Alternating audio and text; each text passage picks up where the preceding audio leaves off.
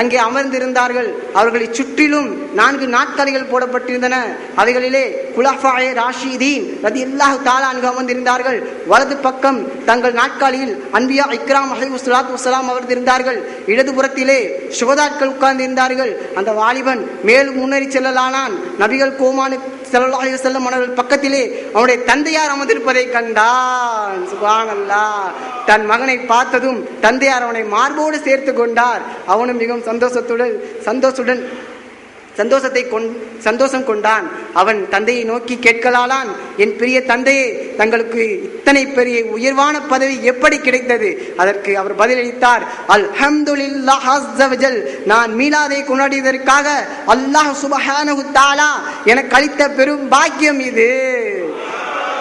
இதை கேட்ட அடுத்த வினாடியே அவன் விழித்து கொண்டான். காலையிலேயே எழுந்ததும் அவன் தன் வீட்டை மிகவும் குறைந்த விலைக்கு விற்றான். அவனுடைய தந்தையை விட்டு சென்ற 50 திரகங்களையும் அந்த பணத்துடன் சேர்த்து மீளாது கொண்டாட உணவு வகைகளை சமைத்திட ஏற்பாடு செய்யலானான்.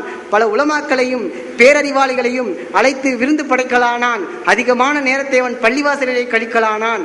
அவனுடைய மீதி வாழ்க்கையான 30 வருடங்களை வெறும் வணக்கத்திலேயே கழிக்கலானான். அவன் மரணித்த பின் அவனை கனவில் கண்ட ஒருவர், இப்போது உன் நிலை எப்படி உள்ளது என்று கேட்க அவன் பதிலளித்தான், நான் மீளாது கொண்டாடி குதூகலம் அடைந்த பொருட்டால் சொர்க்கத்திலே என் தந்தையாருடன் இருக்கும் பாக்கியத்தை பெற்றேன்.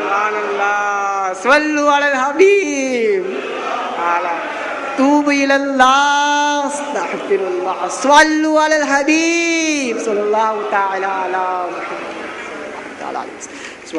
நீ இஸ்லாமிய சூழல் அல்ஹம்துலில்லாஹ் மீராத் சிறப்பை பற்றி கேட்டுடன் நம் அனைவருக்கும் இன்னும் ஹாஜத் வந்திருக்கும், இன்னும் ஒரு ஆசை வந்திருக்கும். நாம் நம்முடைய பணத்தை, நேரத்தை, உடல் உழைப்பை மீலாது நபி ஸல்லல்லாஹு அலைஹி வஸல்லம் மன்னர்கள் மீது செலவழிக்க வேண்டும் என்று அல்ஹம்துலில்லாஹ் இன்னும் ஒரு வாகியா இருக்கிறது.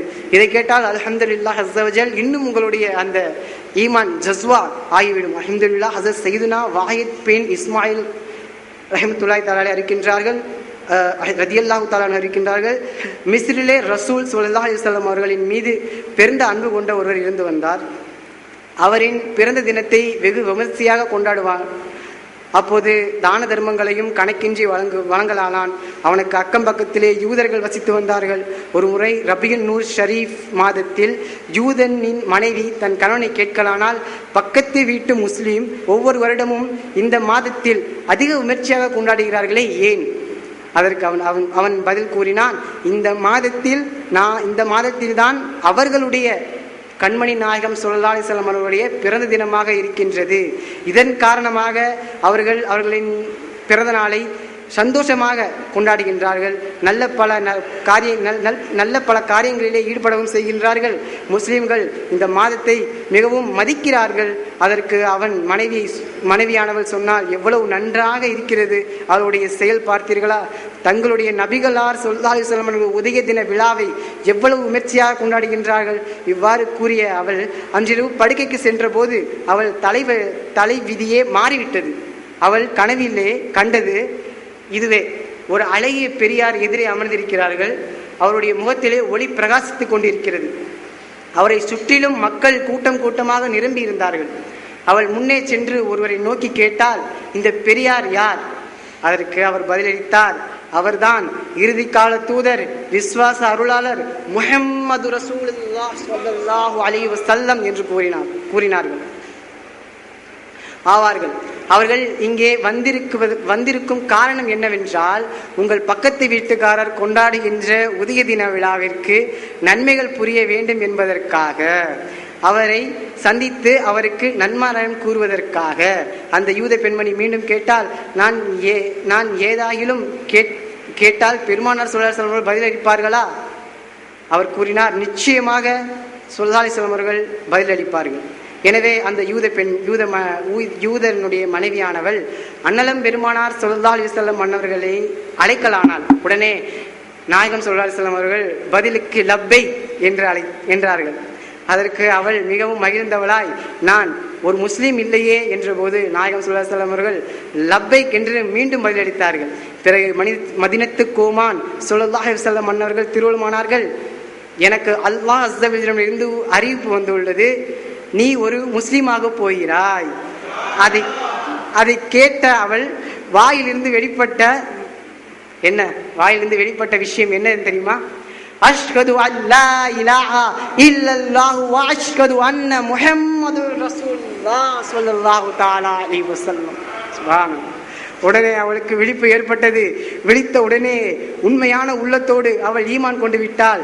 பிறகு நினைத்து கொண்டால் தன்னுடைய அனைத்து சொத்துக்களையும் இன்னுயிர் அன்பாளர் ஸல்லல்லாஹு அலைஹி வஸல்லம் அவர்களின் பிறந்த தின விழாவிலே சந்தோஷ கொண்டாட்டத்திற்காக செலவழிப்பதாக, இன்னும் நிறைய கந்தூரி செய்வதாகவும் காலையில் கண் விழித்து பார்த்தபோது அவள் கணவன் விருந்து படைப்பதில் மும்பரமாக காணப்பட்டார். அவள் ஆச்சரியமாக அவனை கேட்டால், இது என்ன நடக்கிறது? அவன் கூறினான், நீ ஈமான் கொண்டு வந்து விட்ட மகிழ்ச்சியில் தான் நான் இதனை கொண்டாடுகிறேன் என்று. அதற்கு அவள் மீண்டும் கேட்கலானால், அது உங்களுக்கு எப்படி தெரியும் என்று. அவன் பதிலளித்தான், நான் இன்றிரவு அண்ணலர் முஸ்தபா ஸல்லல்லாஹு அலைஹி வஸல்லம் அவர்களின் கரங்களால் ஈமான் கொண்டு விட்டேன். சுப்ஹானல்லாஹ், சுப்ஹானல்லாஹ். பெருமானார் ஸல்லல்லாஹு அலைஹி வஸல்லம் அவர்களின் வருகையை கண்டு அந்தகாரம் அகன்று விட்டது. பூமி என்ன வானம் என்ன சுற்றிலும் பிரகாசம் படிந்து விட்டது. சுப்ஹானல்லாஹ், சுப்ஹானல்லாஹ்.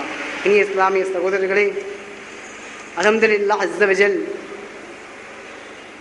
நாம் பொதுவாக மகிழ்ச்சிக்குரிய தருணங்களிலே புத்தாடைகளை அணிந்து கொள்கிறோம்.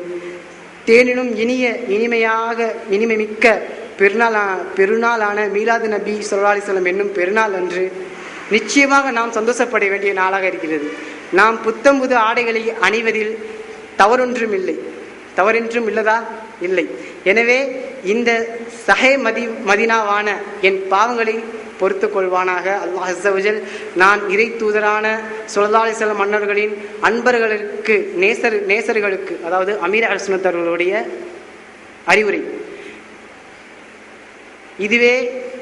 நான் கூறக்கூடியது இதுவே என்னவென்றால், இஸ்லாமிய சகோதரரான உங்களால் முடிந்தால் இந்த பெருநாட்களுக்கெல்லாம் பெருநாளில் மகிழ்வை கொண்டாட இன்றைய தினம் சுன்னத்தான முறையில் வெள்ளை உடைகளை தரித்து கொள்ளுங்கள்.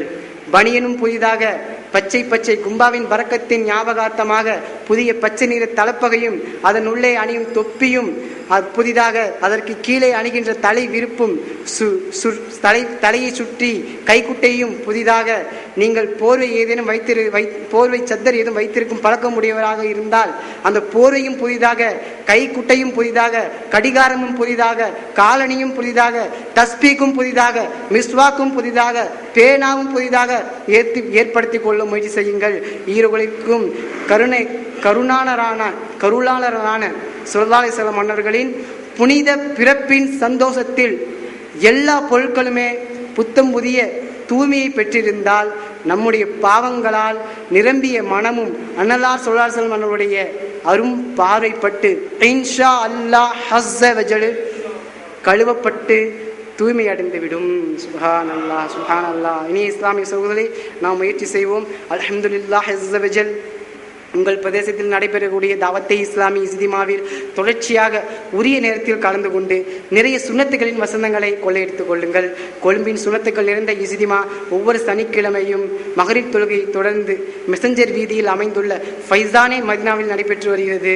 மேலும் தாவத்தே இஸ்லாமியின் சுன்னத்துக்களை கற்றுக் கொடுக்கும் மதனி காஃபிலாக்கள் கிராமங்களிடையிலும் நகரங்களிலும் அதிக அளவில் பயணத்தை மேற்கொண்டு வருகின்றன. நீங்களும் சுன்னத்துக்களை படித்துக் கொள்வதற்காக இக்காஃபிலாக்களில் பயணத்தை மேற்கொண்டு உங்களுடைய மறுமைக்கான அதிக நன்மைகளை சேகரித்துக் கொள்ளுங்கள். மேலும் நல்லொழுக்க முஸ்லிம்களாக வாழ மக்தபத்துல் மதீனாவில் இருந்து மதனி வெகுமதி என்னும் இந்த கையேற்றை பெற்றுக் கொள்ளுங்கள். ஒவ்வொரு இஸ்லாமிய சகோதரர்களும் இந்த மதனி வெகுமதியின் படி முயற்சி செய்து வாருங்கள். இதன் மேல் நீங்கள் தரிப்பட்டு இருக்க கையேட்டில் குறிப்பிடப்பட்டுள்ள அட்டவணைகளை தினமும் இரவில் ஃபிக்ரே மதீனா செய்தவாறு பூர்த்தி செய்து வாருங்கள். இன்ஷா அல்லாஹ் அஸ்ஸ வஜல் உங்கள் வாழ்க்கையில் எதிர்பாராத விதமாக மதனி மாற்றம் உருவாதை காணலாம். இன்ஷா அல்லாஹ் அஸ்ஸ வஜல். ஸல்லு அலல் ஹபீப் தூபு இலல்லாஹ் அஸ்தக்ஃபிருல்லாஹ் ஸல்லு அலல் ஹபீப் ஸல்லல்லாஹு தஆலா அலா முஹம்மத்.